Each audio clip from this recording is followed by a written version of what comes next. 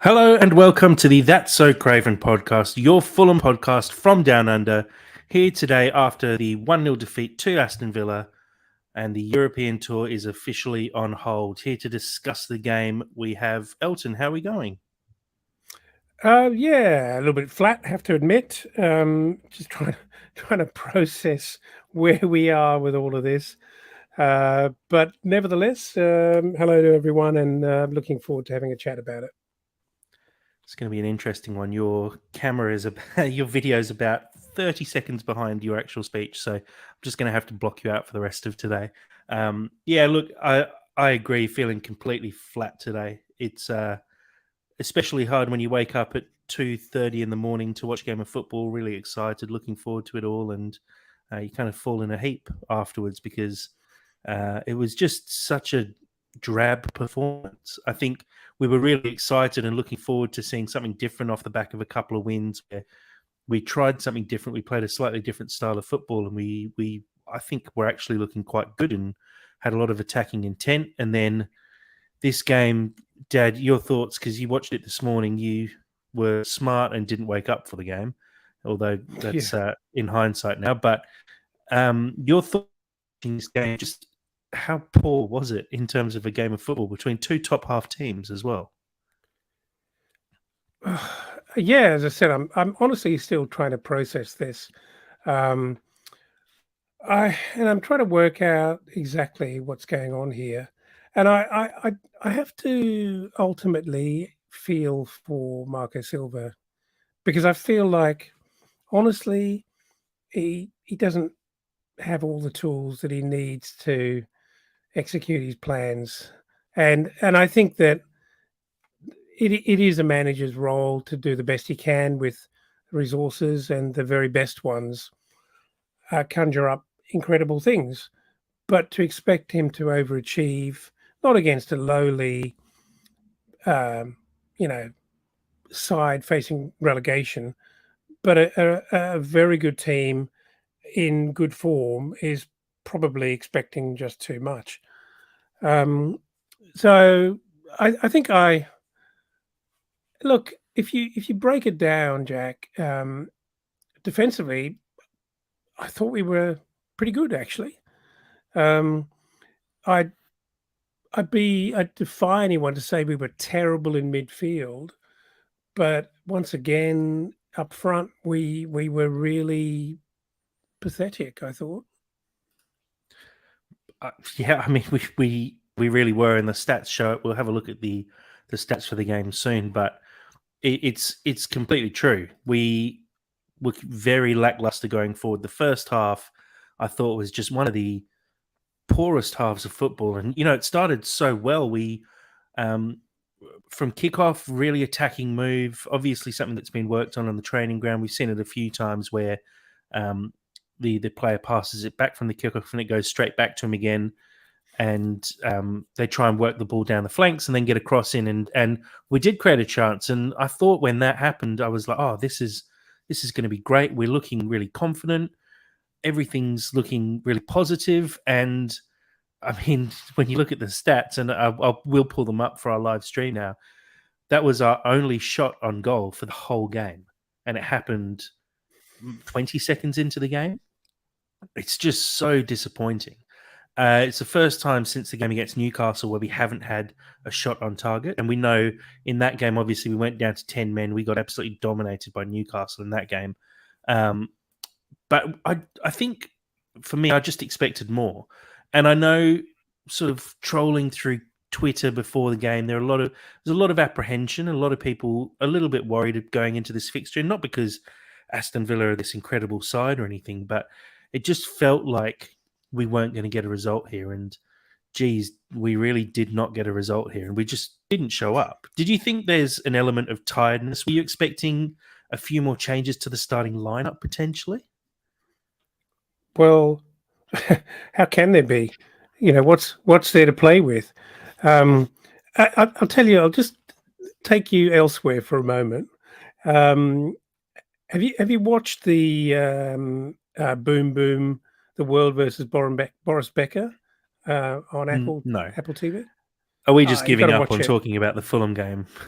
May as well. Yeah, no, it's really good. It's and there's a reference here. There's a tie back, but um, in thinking about our season and just trying to manage my emotions through all of this, um, there's a great thing. Boris Becker, compelling viewing, by the way. Got to watch it. Any sports fan, just a kind of amazing stroke terrible story, but it's pretty great viewing. So highly recommend.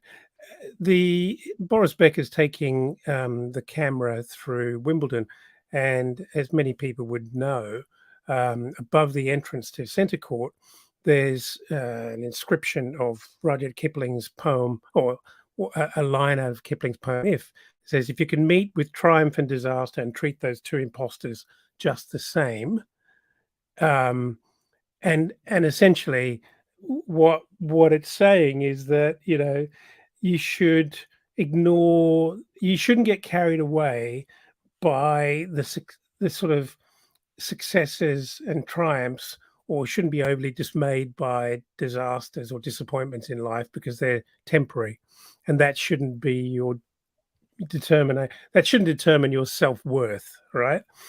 And I think there's something in that, because if you look at our season, God, we've had some highs. We had some terrific highs, and we've had some maniacal moments up in Manchester, and some pretty disappointing patches. And yet, our overall season, if you stand back and if you think about this in the context of the last 5 or 10 years, has been wondrous and so enjoyable. And this is a good side who have done really well. But I sort of feel like we find ourselves now at a point in the season where we're missing our main guy up front, who, if anything, his absence tells us just how important he really is to this team, if we weren't already convinced. And no matter what we try, um, it's very difficult to replace the magic that is Alexander Mitrovic, both within the team and up front. And I feel sorry for Silva. We tried Dan James up front against Everton, who are not enjoying the best form at the moment, and it worked pretty well. And we had at least half of football that resulted in a goal and some exciting patches. But against a very good opposition, like the one we came up against last night, and again against harking back to Brighton, we struggled to play really well in any other format. Is that too harsh? I don't think it is. And I think it's not about the manager is not smart enough to come up with an alternative system, but we just don't seem to have the depth and quality in those key positions to actually execute on that. And last night was partly about, to be fair to Dan James, he didn't get great service, but also his execution was pretty woeful, I thought. Well, I have to say, Sam's not here, but you really inhibited his spirit just then. That was a proper Sam answer. I appreciate that. You're Look, welcome. I agree. I think it's a bit of a problem, and look, it was exasperated as well by the fact that we'd obviously selected Willian to start. He went down with apparently a bit of a hamstring complaint just before the game started, which forced Solomon to the starting lineup, which he obviously wasn't expecting. We're talking 10 minutes before the game, if not slightly less. We got the news through that had happened. So it was obviously very last minute. And then obviously losing Harry Wilson as well, who's in such great form at the moment, just 15 minutes into the game. Not 100% sure what the issue was there. He was holding his stomach a bit and didn't look like he was limping or anything, but he obviously wasn't feeling too well. Not sure if it's a bug or if he copped a very slight knock or something along those lines, but hopefully he recovers quickly from that. Those kind of things, they may not seem like big issues, but going into a game when you're prepared to play in a certain way and all of a sudden you lose your two starting wingers, we'd gone into that game expecting to have Willian, Wilson and Dan James as our front three, and we go into the game with Dan James, Solomon, and BDR basically. And the guys just weren't on the same page last night. We saw quite a few times Solomon and Dan James playing balls to each other, and they just weren't there. There was one point Solomon went to just knock the ball for Dan James to run down the line and basically attack the goal line. And Dan James just didn't pick up on what Solomon was doing. The ball just casually rolled out of play for a goal kick.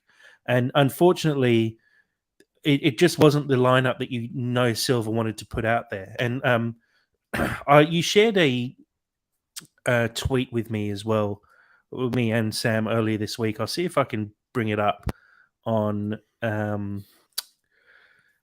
the live feed for everyone following along. It's from Paul Brown at PBS Sports Writer on Twitter.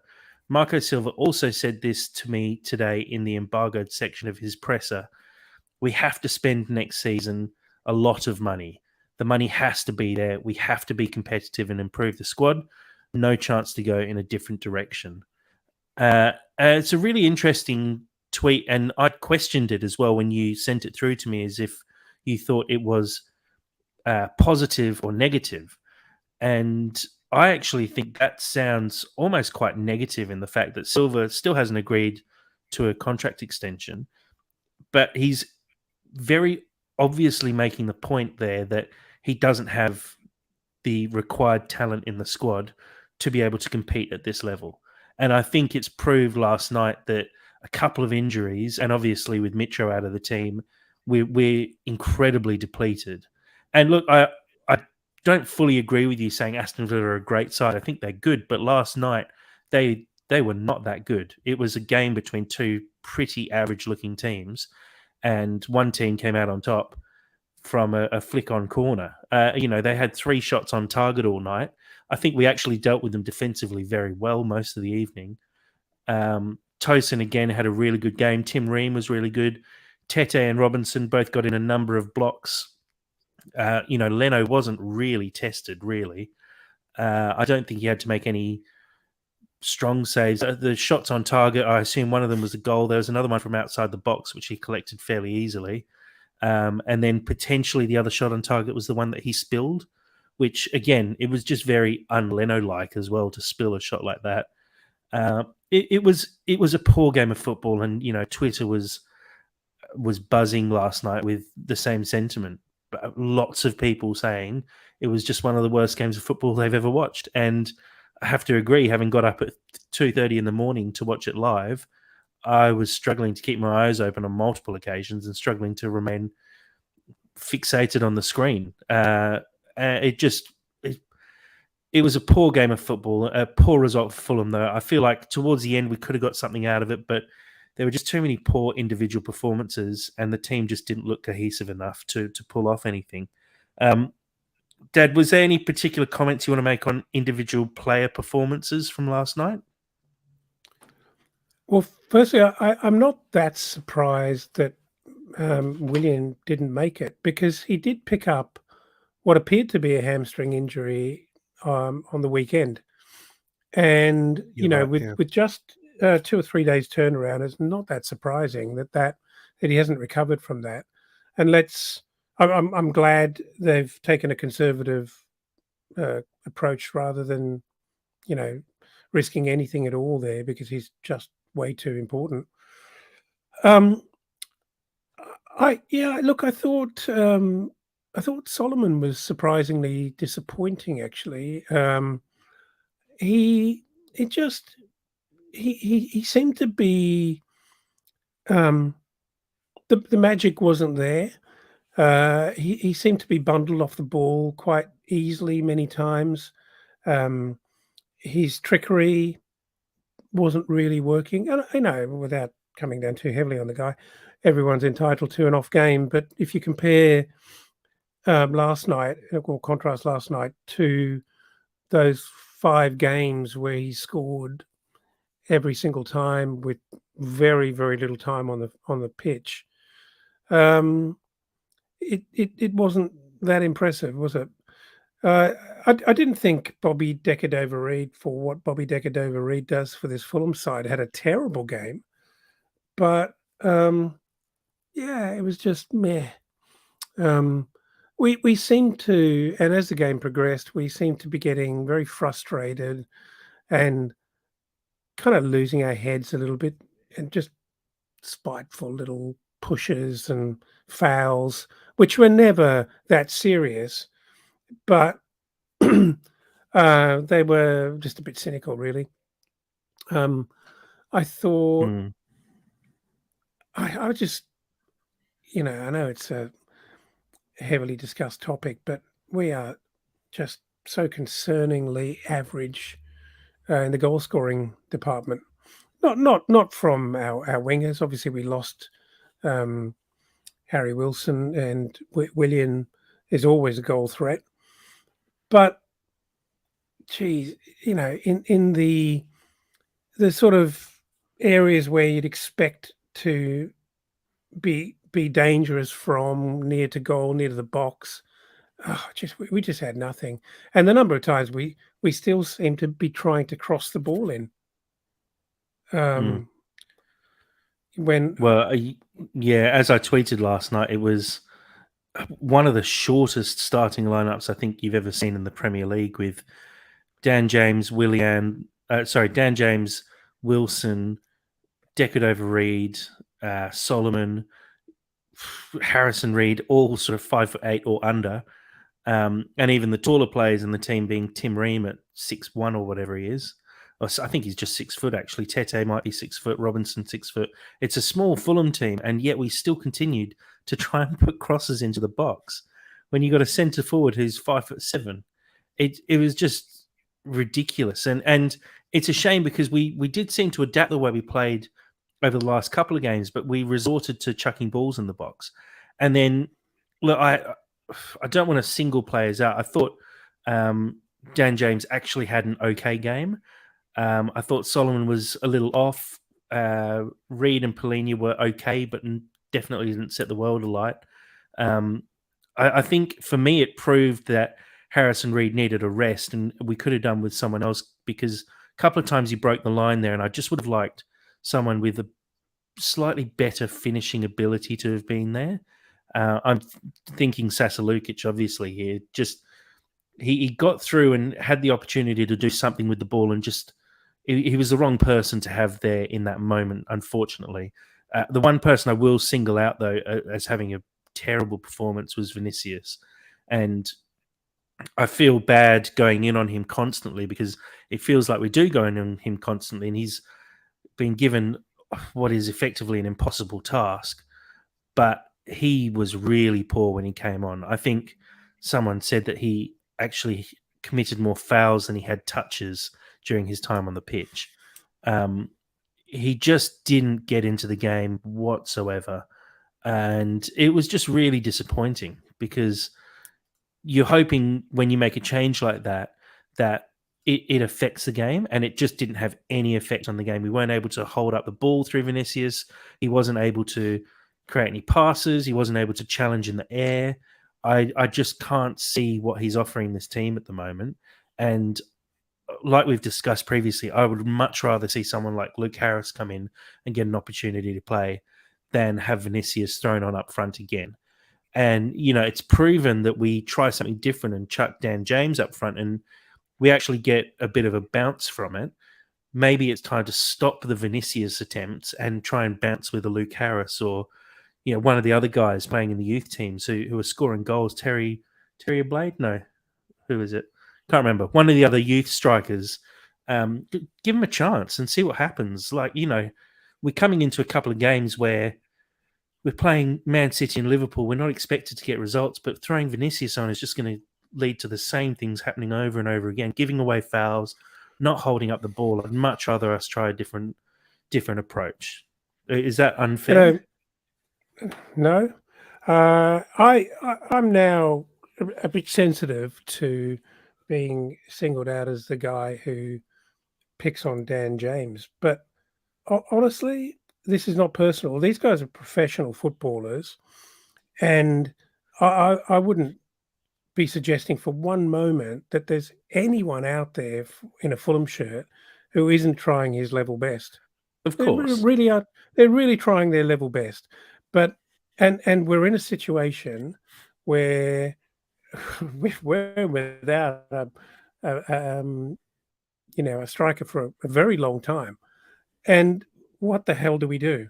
But I'm sorry, um, in my personal view, um, Dan James is nowhere near good enough. And I know I'll probably cop some flack for that, but he's just not anywhere near good enough. He's fast, but his skills and control of the ball are really disappointing. He's just not good enough. I think that's still fair. I don't think anyone's going to disagree with you on that. We need a better option up front going into next season for sure. I don't think he had a bad game yesterday, and I totally agree with you as well. It's never a personal attack on any player, and at the end of the day, if you're wearing a Fulham shirt and you're on the pitch, you get 100% support from me and hopefully from all Fulham fans as well, because we always will assume that you're trying your hardest and trying to get points for the team and win games for the team and for the shirt and for the club and for the fans. But unfortunately, these guys just aren't at the level. And it is always going to be a bit of a championship hangover. You have a championship squad. You come up to the Premier League. You try and add players, but you can't buy 11 new players and put together a full new starting 11. You can't even buy 11 new players and try and pad out the squad with keeping the core of your team and just adding quality. It's going to take a few years for us to establish ourselves as a proper Premier League team, as we've seen with Brentford, even with Aston Villa, who, we came up the first time we came back up to the Premier League through the playoffs where we beat Aston Villa. They came up the season after, I believe, and they've taken a couple of years to build what is now a really strong squad and challenging. They're currently sitting fifth in the league. It takes time, but it's just very, very obvious who the players who can do it and who the players who can't do it are. And I think we need to. There's going to be a lot of movement in the summer, because I really think this squad needs some serious strengthening. And as that message from Marco said earlier, there's no way we can't do it without spending money. We have to spend money in the summer.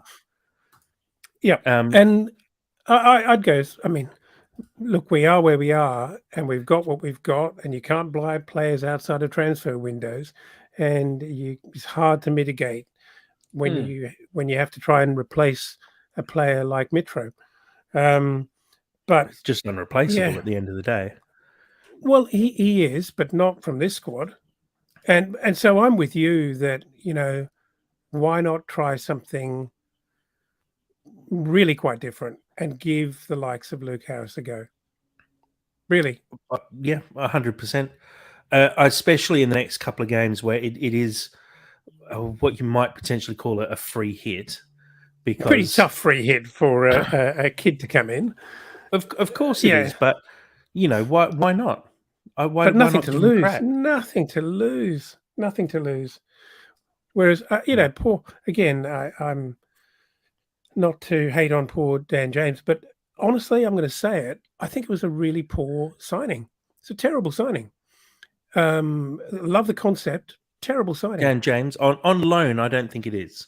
I think it's a decent signing to pad out the squad with someone who's got a lot of Premier League experience and has some qualities at least.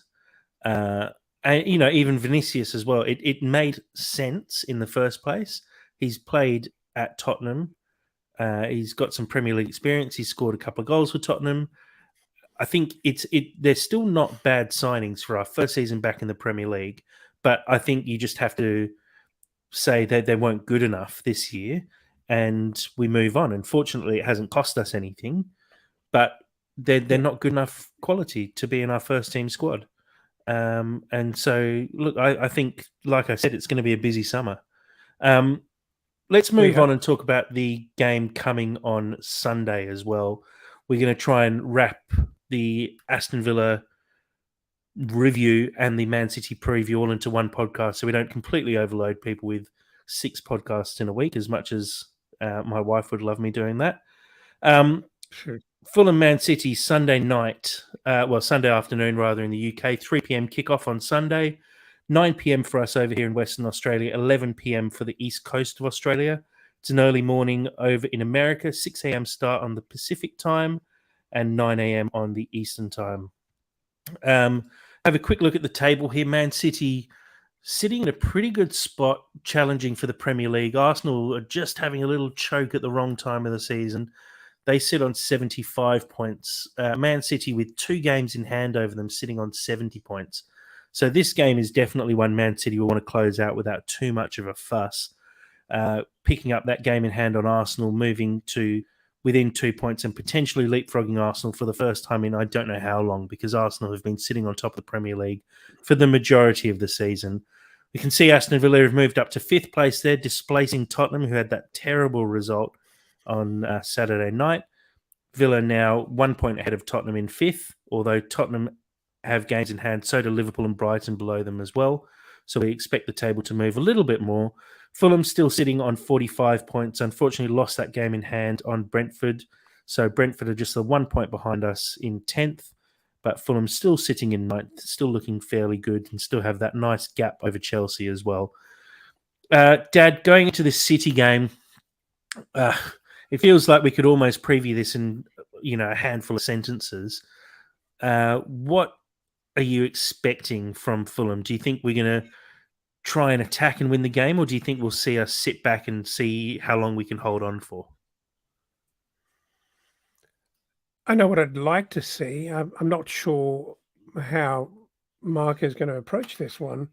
If we had an absolutely full hand and all our best cards to play with, I think he'd probably go for broke and try and attack them and see what happens. What have we got to lose?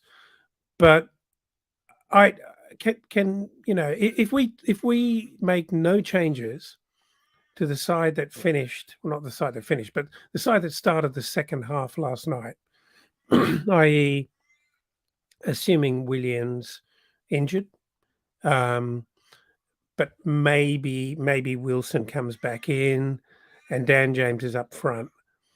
Can we really go after City with that side? I don't think so. I think you have to try and sit back and wait for an opportunity and maybe try and absorb as much pressure as you can and hopefully not be too far behind at halftime and see what you can salvage out of it. But I just don't know that our current stocks enable us to really fight the man for man and take them on as an equal on Sunday. Yeah, I mean, it's never an easy game going into a game against Man City. We know how good they are.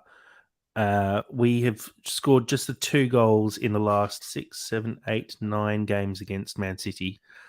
In that time, we've conceded 4 goals twice, 5 goals once, 3 goals twice, 2 goals 4 times. We know how good they are going forward. They're even better now that they have Haaland up front as well, who I have to say we dealt with pretty well last time we played Man City, but we have to also remember that they did go down to 10 men. So it was a slightly skewed game at that point. We were also in just superb form, had our best lineup out every single week. It made quite a big difference. And, I think we can be hopeful that something comes out of this game, but based on recent performances, I'm not overly confident. I think that's fair. In fact, looking at the game against Man City last time, we actually didn't have Mitro. Vinicius started up front, and so did Harry Wilson. It must have been just as he was coming back from his injury just before the World Cup. I'm not overly confident, but again, you really never know in games like this. We scored through a penalty last time round. Same could happen again. I do expect we'll see a fairly similar lineup, although I would think that we might make a couple of changes. I put together a rough team lineup here, and it's basically the same one that I called for last time round. I'm hoping that Willian missing this game because of a little hamstring issue actually means that he's fit for the Man City game. I'm also hoping that Wilson's issue was maybe a stomach bug rather than an actual internal injury, which would be obviously a lot more serious. I'd like to see Harrison Reed rested again as well. I think we're just driving him into the ground a little bit, and I'm a little bit worried that he's going to pick up a pretty bad injury. I also just think I'd like to see a little bit more creativity in the midfield. Dan James up front again. I just think Vinicius has to stay away from that position for the rest of the season. If not Dan James, I think you have to go with Luke Harris or someone similar. Comment here from Steve Reynolds on the live stream. Just go for it. Remember, City are playing Madrid 48 hours later. So a fair call. The other fact is that Man City are playing on Wednesday night, which is tonight, against Arsenal as well. So they've got a couple of very big games over the space of the next 7 days, playing us, playing Madrid, playing Arsenal. These are massive games in the context of the rest of their season. Maybe we could be a little hiccup there, and maybe we try something completely different because it is such a free hit, and we see Fulham make even more changes and try a few more things and bring in a few more youth players, because I think the pressure is completely off when you play Man City, unless you are one of the big six or having a barnstorming season and you actually think you can take something from the game. I feel like because the pressure is so off, you can throw Luke Harris in the deep end and give him a full start. We can try different things and rest a few players, and maybe we even see, I don't know, something like one of the Pagiti or someone else in the midfield, one of the youth players who's been performing really well in the under-21s.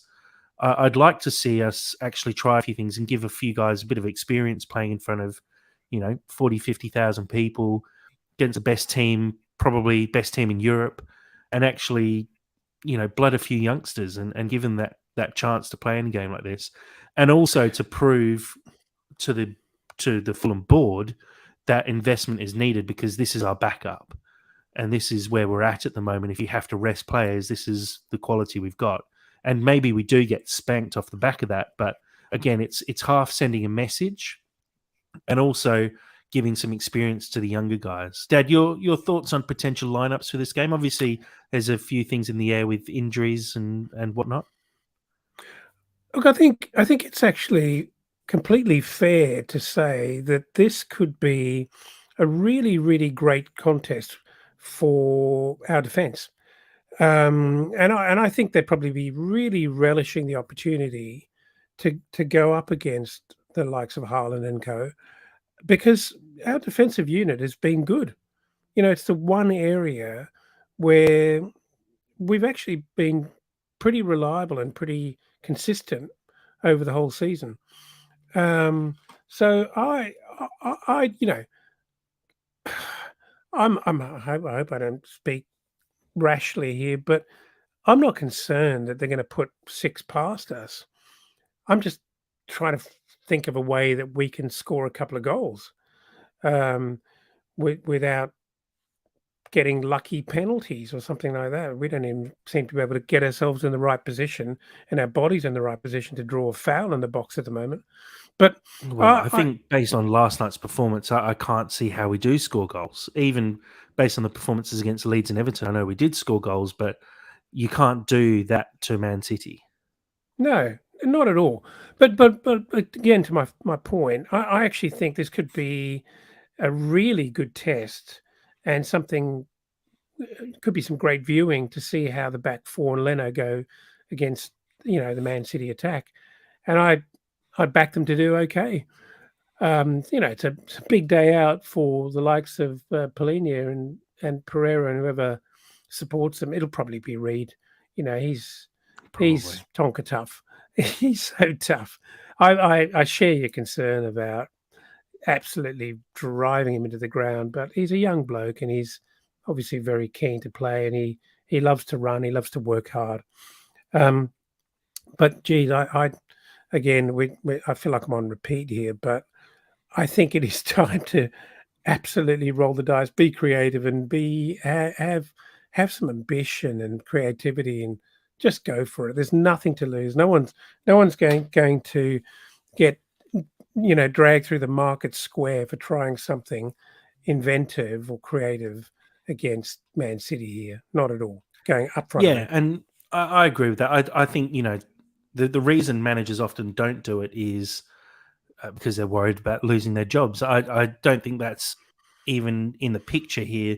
Silva's not going to lose his job by throwing some youngsters into the team and potentially getting spanked and losing a game badly because he's giving opportunities to players. At the end of the day, we are talking about, making sure you finish as high as possible to get those extra couple of £1 million.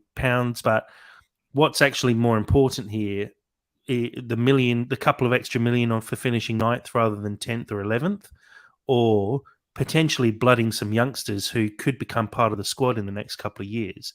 We look at, the handful of minutes we gave to Harvey Elliott towards the end of our last Premier League campaign.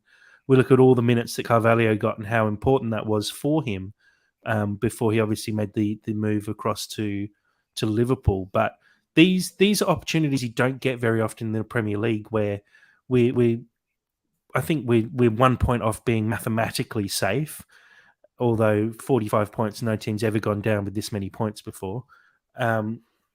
We're coming into a run of games where we're not expected to get anything out of them, so they feel like free hits.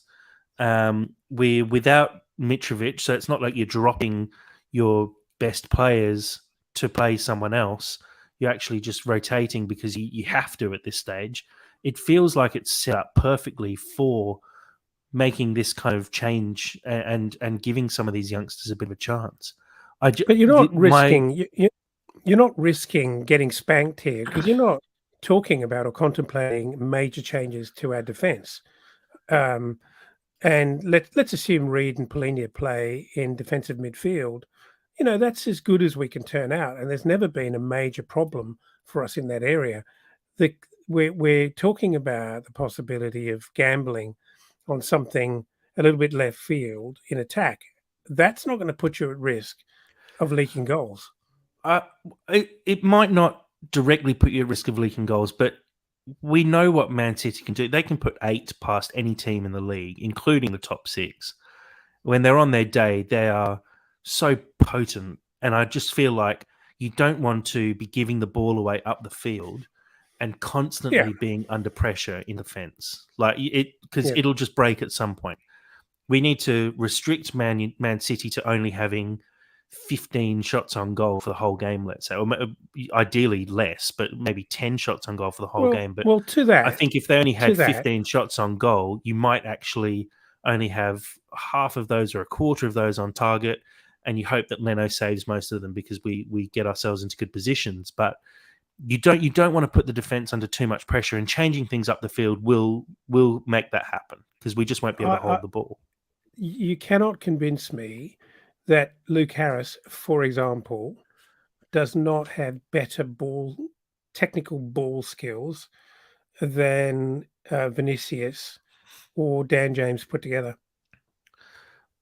I'd love to say I know, but we haven't seen him enough in the first team to prove that that's true yet. I think based on his performances in the under-21s, he's obviously got ability. The fact that he's getting called up to the Wales national team as well shows he can definitely do it, but we haven't seen him play at the very highest level enough.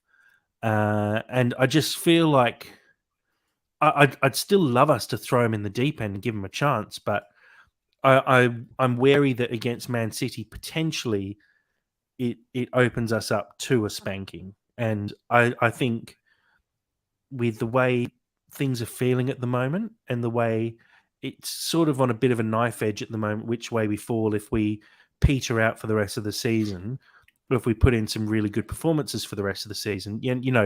Everyone's got their eyes on the Southampton game, which is still 4 games away now, I think, or three more fixtures for us. Everyone's looking to that because that's when Mitro's back, and I think that's fine. I think it's fair time to be brave, but we've got to play Man City, Liverpool, and Leicester in that time. You don't want to get spanked by Man City and Liverpool by 4 or 5 goals. All of a sudden, your goal difference goes from +1 to -8 in that time. You come up against Leicester, maybe they sneak a win against us because they're trying to fight relegation. And Mitro comes back into a side that's low on form, low on morale because we've lost 4 on the trot and conceded 10, 12 goals in that time. It's a bit of a balancing act, and I mean, that's why managers get paid the big bucks, is to balance it and to make sure that they get these kind of decisions right. I still would like to see it happen. I'm just wary that it might have such a big impact on the rest of the team and the rest of the season that it might be too big a risk. And maybe you actually wait until Mitro's back and then and then maybe drop Pereira for the Southampton game and let Harris play with Pereira. Let Harris play with Mitro, for example. I'll say it again. I'm that sick of it. Low on. No, I'm that. No, I don't hate on Vinny, but he's just not good enough. I feel the same way about Dan James up front, and as part of that, and I do agree with you that you don't want to be losing the ball up the field and giving them more opportunities to start another attack against you. But I know we haven't seen that much of Luke Harris, and I'm not a Premier League scout or a manager, but from the little I've seen of him, I actually thought I'd be really surprised if he embarrassed himself out there. I just don't believe it. I don't believe it. I'm sure he won't. He's a good enough player for sure. I'm just not sure Marco is going to take the chance. But Marco has always been a manager who doesn't take a chance. He likes to stick with what he knows. He's pretty conservative. He likes to stick with what he knows and push through and put his faith in the 11 that he knows really well and he knows can get results. And so I just feel like even this lineup that I've got on the screen here is a step too far for him because it's into the unknown a little bit. And I think he had his hand forced to get Dan James playing and to get a few other players on the field as well. And I just feel like we're not going to see too much of anything out of the ordinary going into the next couple of games. Look, Dad, there's not a huge amount more to talk about. Obviously, we're looking forward to this Man City game, but with a fair bit of trepidation as well because we know what Man City are like. We can see how they put teams to the sword, but it was such a good performance from Fulham last time we played Man City. Admittedly, they only went down to 10 men, but we really held the line really well. The defence played out of their skins. And I have to say, Tosin and Ream have got even better over the last couple of weeks, or last couple of months even. And so I think they should hopefully be able to deal with Haaland, who's obviously, one of the Premier League's best ever strikers already, having been here for just one season, not even finishing a full season. But the fact that he's already breaking records and we've still got 8 games to go or 6 games to go in the season is unreal. The fact that Fulham only conceded to him through a penalty in the final minute when De Bruyne went down very, very easily just shows the quality that Fulham have in defence at the moment.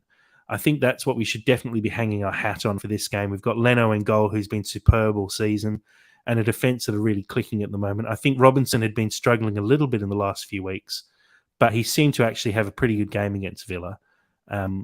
We're hoping that we just try and hold it together and we actually get a result out of this. I think getting a point out of Man City at this point in the season would be a seriously, seriously good result. Well, one of the things that does concern me is just sort of a little sidebar here is that if we understand anything about the pride and kind of player Joao Palhinha is, I think it's going to be so difficult for him as he comes under enormous pressure against really high quality opposition in midfield. He's going to want to show his best. He's going to want to defend for his life for Fulham. And that probably means him feeling like he wants to go in pretty hard.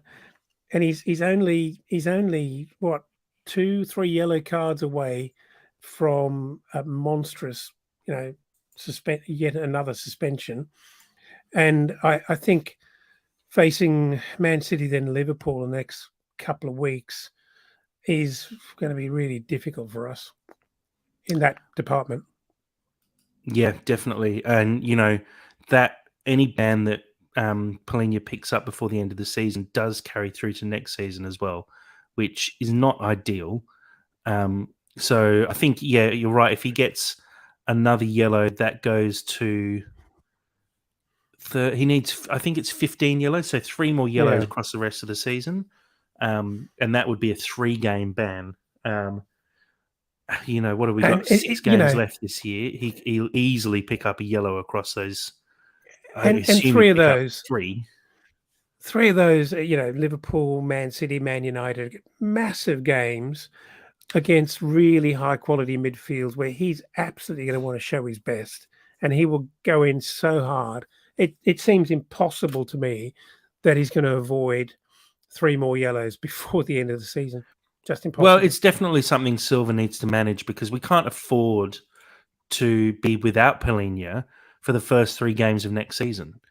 Even for the last 2 games of this season, it would really see the season completely peter out for me, I think, if we lost Polina. I think we could actually cope a little bit better than the last time when he was suspended, because we do have Lukic now to fill the hole a little bit. But the fact of the matter is, 3-game ban is it's a lot of games to miss. You don't want to start next season missing one of your best players and potentially having that affect the number of points you pick up early in the year.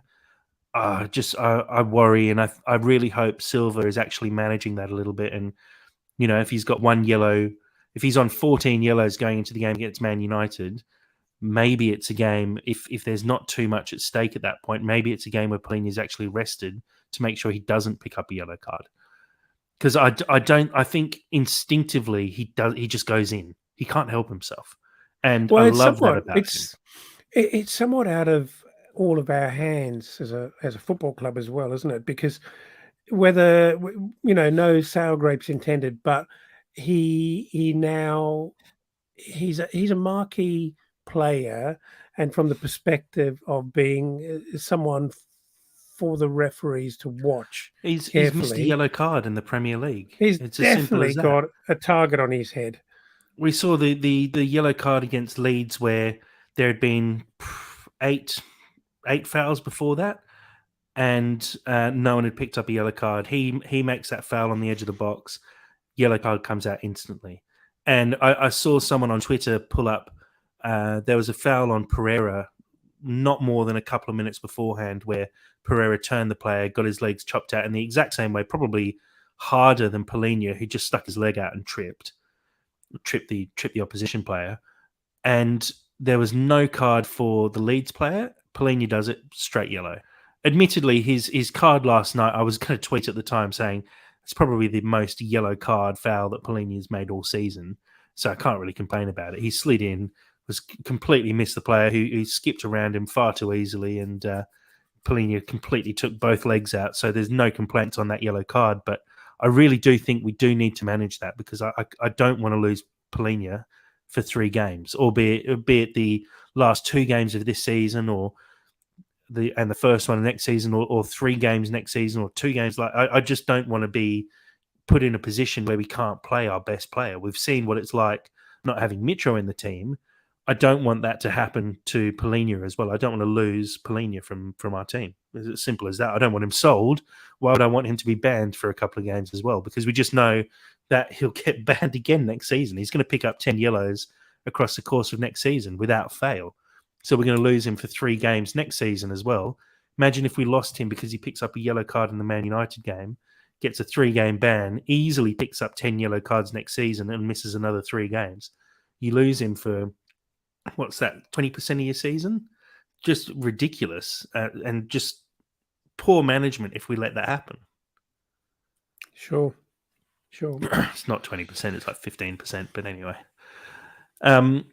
So look, this one I will definitely be staying up for. A 9 p.m. kickoff is a little bit more social. So, Dad, maybe get you around for this one, seeing as we've been COVID isolating for the last few weeks.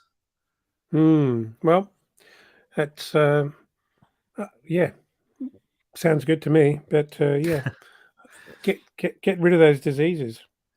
Yeah, we're going to disinfect the whole house, do bug bomb the whole house before you come around.